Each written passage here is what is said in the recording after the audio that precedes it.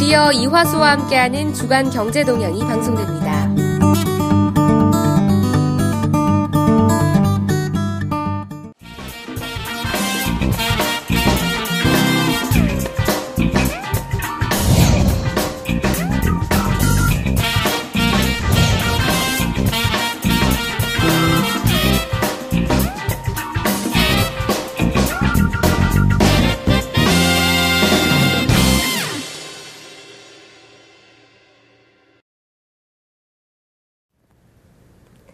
안녕하십니까. 주간경제동향의 박예지입니다. 이 프로그램의 진행자인 이화수 인도네시아 하나외환은행 부행장이 개인 사정으로 부득이하게 한 회를 쉬게 돼 대신 제가 진행하게 되었는데요. 시청자 여러분의 많은 양해 부탁드리겠습니다. 인도네시아에는 현재 많은 한국 기업들이 진출해 있기 때문에 이 다수의 한인분들이 한국계 회사의 관리자로 일하고 있는 걸로 알고 있는데요. 이런 관리자 혹은 감독관의 역할로 근무하고 계신 분들은 특별히 건강관리에 힘써야겠습니다. 이 중간관리자라는 사회적 지위를 가진 사람들이 우울증과 불안증에 시달릴 가능성이 높다는 최근의 연구 결과가 있기 때문이죠. 이 조직 체계에서 상급자와 하급자의 중간에 위치한 사람들은 다른 위치에 있는 사람들보다 상대적으로 정신건강을 위협받을 확률이 높다는 건데요. 미국 콜롬비아 대학교 보건대학원 연구팀에 따르면 감독관, 관리인, 매니저 등의 지위를 가진 사람은 다른 사회적 위치에 있는 노동자들보다 불안감으로 고통받을 확률이 2배 가까이 높다고 합니다. 뿐만 아니라 우울장애를 보일 확률은 더 높다고 하는데 이 평균적으로 근로자의 12%가 우울 증상을 보이며 중간관리자 중에는 18%가 우울 증상을 보이고 있다고 합니다. 일도 좋지만 일 외에도 자신의 삶의 가치에 더 무게를 두고 여유를 가져보는 건 어떨까요? 오늘 인리주간 경제동향은 현지에서 바쁘게 살아가고 계신 시청자 여러분을 대신해 인도네시아 내외의 중요한 경제 이슈들을 찾아 들고 왔습니다. 이 시간이 여러분들에게 유익함과 여유를 드리는 시간이 되길 바라면서 주간 경제동향 시작하겠습니다.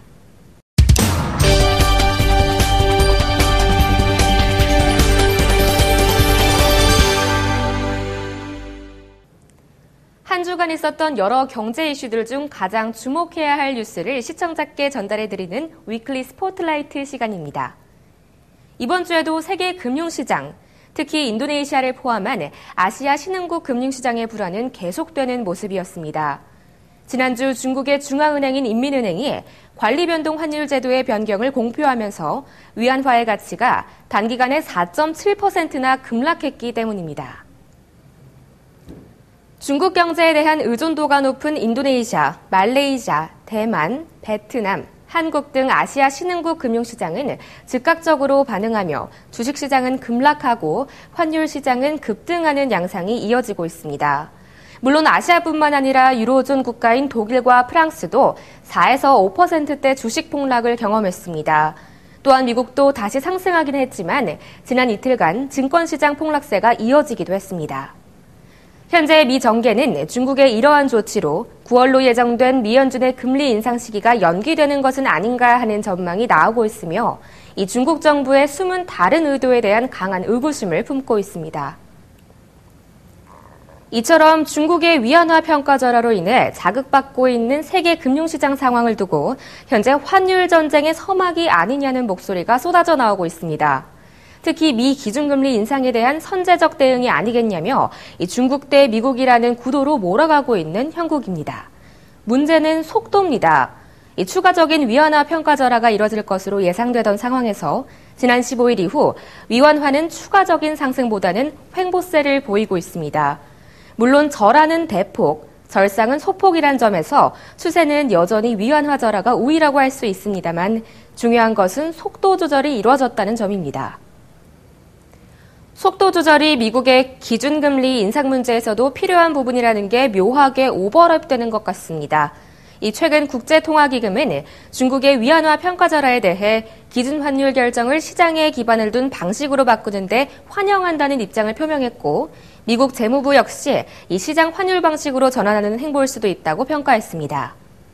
현재 중국 경제는 매우 어려운 상황에 놓여 있습니다. 과거 고성장으로 인해 향후 경제 성장률은 자연스럽게 둔화될 수밖에 없으며 구조적 문제로 인해 각종 정책에도 실물 경제는 살아나지 않고 있습니다. 이러한 점은 이 외부의 충격과 함께 중국 경제의 불안을 조성하는 요인으로 지목되고 있습니다. 따라서 중국 증시에 대한 불안감은 당분간 지속될 수밖에 없을 것으로 관측됩니다.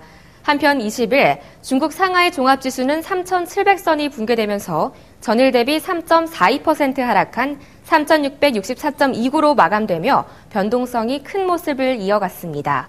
여기까지 이코노스팟이었습니다. 다음 순서로는 주간 경제 지표를 정리해드리겠습니다.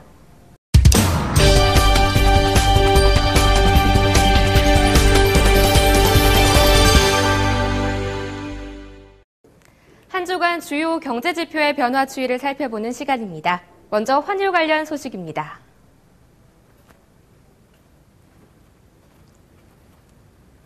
루피아화 환율은 8월 20일 미달러당 13,865루피아로 마감했습니다.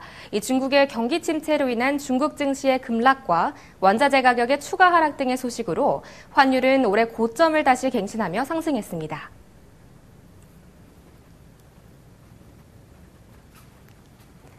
원화도 다시 상승세를 타고 있습니다. 주 후반 북한발 뉴스로 추가 상승하며 8월 20일 미달러당 1,189.8원으로 전주 대비 11.2원 상승했습니다. 100루피아당 원화는 8월 20일 8.64원으로 전주 대비 0.03원 상승했습니다. 북한 관련 뉴스로 원화의 상승 속도가 더 컸던 때문으로 보입니다.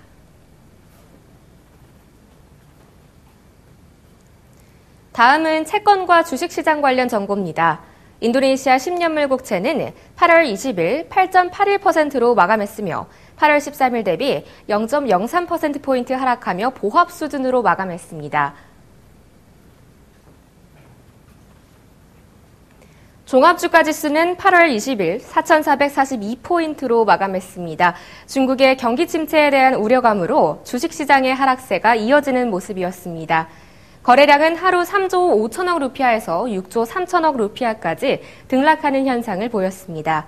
주 후반 하락폭이 커지면서 거래량도 증가했습니다. 지금까지 주간 경제지표였습니다.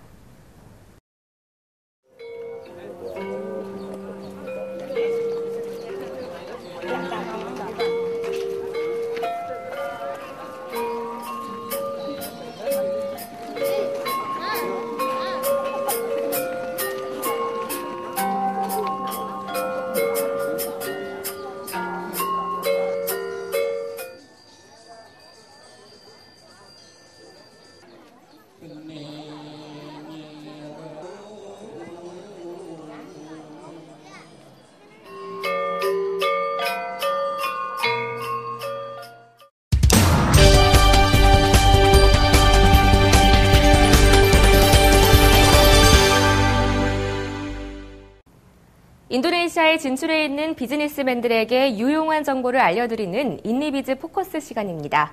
첫 소식입니다. 올해 2분기, 즉 4월에서 6월까지 인도네시아 중부자바주에 대한 외국 기업 투자가 57% 증가한 4억 300만 달러였다고 합니다. 이는 새롭게 진출하는 다수의 기업들 외에도 섬유산업계를 중심으로 인건비 절감 등의 목적으로 수도권이나 서부자바주로부터 이전을 해왔기 때문이라고 현지 언론은 평가했습니다. 투자조정청, 백카페엠 중부자바지부의 수르자완또 지부장에 따르면 중부자바주는 최저임금이 낮을 뿐만 아니라 토지 매입 비용도 수도권과 서부자바주에 비해 저렴하다는 것이 이번 외국인 투자 증가의 결정적 요인으로 분석된다고 설명했습니다. 현재 중부자바주에 분포되어 있는 주요 산업 분야는 제조업, 호텔, 레스토랑, 농업, 임업, 수산업 등 3개로 이루어져 있으며 중부자바주의 경제 성장에 크게 기여할 것으로 전망되고 있습니다. 한국의 해양수산개발원 KMI가 현재 인도네시아에 진출해 있는 한국의 수산식품 산업의 프리미엄화를 요구하고 있습니다. 우리 수산식품이 인도네시아 시장을 효과적으로 공략하기 위해서는 높은 안전성과 한류를 앞세워 현지 중고소득층을 겨냥 그리고 프리미엄 시장으로 진출할 필요가 있다는 의견입니다. 현지에서 우리 수산물은 유럽, 일본 못지않은 높은 수준의 안전성을 확보한 것으로 평가받고 있으며 최근에는 한류 영향으로 긍정적인 이미지가 형성되고 있습니다. 하지만 비식용 수산물 수출 비중이 절반 이상을 넘고 조미김, 냉동수산물 등 식용수산물은 다른 수입산에 비해 다소 가격대가 높아서 주로 교민마켓 및 일부 대형마트 위주로만 공급되고 있는 상황입니다. 때문에 이에 대해 해양수산개발원은 식품 안전성에 민감하고 고급 수산식품에 관심이 많은 현지 중산층과 고소득층을 위한 맞춤형 프리미엄 제품의 개발과 수출을 추진해 인도네시아 수산물 시장을 공략해야 한다고 주문한 겁니다. 특히 현지 중고소득층이 선호하는 참치나 연어를 가공한 통조림 제품을 비롯해 인지도가 높은 스낵김과 어묵 제품 등이 진출이 유리할 것이라고 예상하고 있습니다. 또한 한류를 활용해 우리 수산식품의 고급 이미지를 집중 부각시키는 한편 2019년 인도네시아 할랄 인증 제도인 MUI의 의무화를 대비하고 제품 신뢰도 확보를 위한 할랄 관련 인증을 획득하는 것도 좋은 방법이라고 전했습니다. 신한카드가 지난 7월 카자흐스탄에 첫 해외 법인을 설립한 데 이어 인도네시아 시장에 진출한다고 합니다. 국내 카드 업체가 인도네시아에 진출하는 것은 처음입니다. 지난 19일 금융업계에 따르면 신한카드는 인도네시아 산림그룹 자회사인 스와달마 파이낸스의 지분의 50% 플러스 1주를 인수해 합작법인을 설립하는 방안을 추진 중이라고 합니다. 이 인수 금액은 약 100억 원 규모에 이르는 것으로 알려져 있습니다. 산림그룹은 시가총액 15조 원 규모로 인도네시아 재계 서열 2위에 올라 있으며 스와달마 파이낸스는 리스와 할부금융 사업을 영위하는 자회사입니다. 신한카드는 스와달마 파이낸스의 지분 인수를 통해 안정적으로 현지 시장에 안착할 수 있을 것이라는 전망이 나오고 있습니다. 한편 신한카드는 이달 중 이사회 승인을 거쳐 금융위원회에 해외 투자 신고를 하고 국내와 인도네시아 현지 금융당국의 심사를 거쳐 올해 말 합작법인을 출범시킬 것이라고 발표했습니다. 메가와티 전 인도네시아 대통령이 교류협력단을 이끌고 오는 10월 제주도를 방문할 예정이라고 합니다. 메가와티는 제주 방문 이전에 영농기술자들을 보내서 제주도의 다양한 제주감귤 재배 기술을 배울 수 있길 바란다고 농업 부분의 교류를 요청했다고 합니다. 이뿐만 아니라 그는 관광과 대학 교육 및 문화 교류 등에 대한 구체적인 프로그램 준비와 더불어 인도네시아인들의 제주 방문이 수월하도록 종교와 문화적인 부분의 개선의 의지를 보였다고 합니다. 올해 한인미 수교 42주년을 맞은 양국 간의 관계는 현재 최상의 관계를 유지하고 있는 것 같습니다. 때문에 갈수록 더 많은 한인들 혹은 한국 기업들이 인도네시아 진출을 꿈꾸고 있는데요. 성장의 과부하가 걸린 한국에게 인도네시아가 기회의 땅인 것은 분명한 듯합니다. 앞으로도 양국 간의 전략적인 관계 발전을 기원하면서 저는 여기서 인사드리겠습니다. 지금까지 주간경제 동향을 시청해주신 KTV 시청자 여러분 감사합니다. 다음 주에 이화수 부행장과 다시 찾아뵙도록 하겠습니다. Do do do do